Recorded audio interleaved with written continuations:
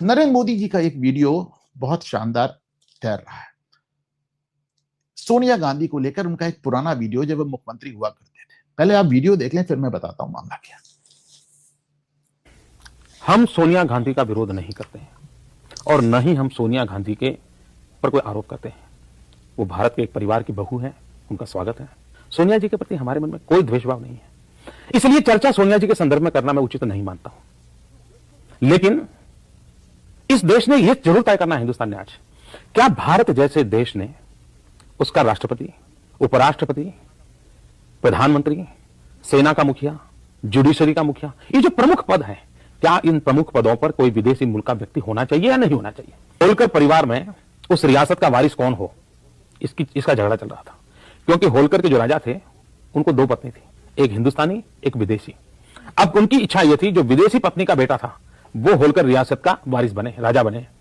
पंडित नेहरू ने अपने हस्ताक्षर से निर्णय दिया हुआ है, पंडित नेहरू की सरकार ने निर्णय दिया हुआ है कि होलकर परिवार का वारिस हिंदुस्तानी महिला की कुख से जो बेटा पैदा हुआ है वही होगा, विदेशी कुख से पैदा हुआ बेटा होलकर रियासत का वारिस नहीं होगा। ये पंडित नेहरू ने भी तय किया हुआ है। देखिए मामला क्या है कि महाराजा यशवंतराव होलकर थे, इंदौर के महाराजा थे और 1926 में राजा बने थे और 1948 तक रहे, जब तक रजवाड़े खत्म नहीं हो गए। तो उनकी पहली पत्नी आपको नजर आ रही है, संयुक्ता महारानी संयुक्ता बाई, और उनके साथ उनकी लड़की उषा राजे होलकर।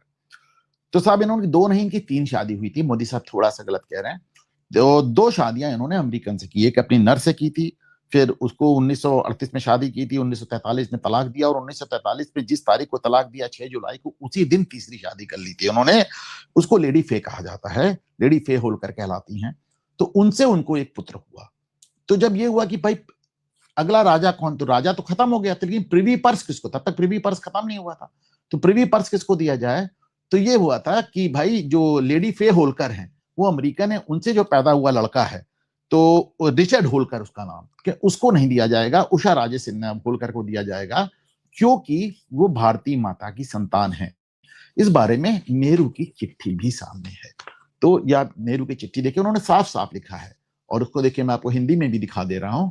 उन्होंने कहा था कि भारतीय माता की संतान है, इसीलिए उनको स्वीकार किया जा रहा है। अब अगर नेहरू का ये फिलॉसफी आज की तारीख में राहुल गांधी पे लागू किया जाए तो सोचिए क्या होगा। Just imagine.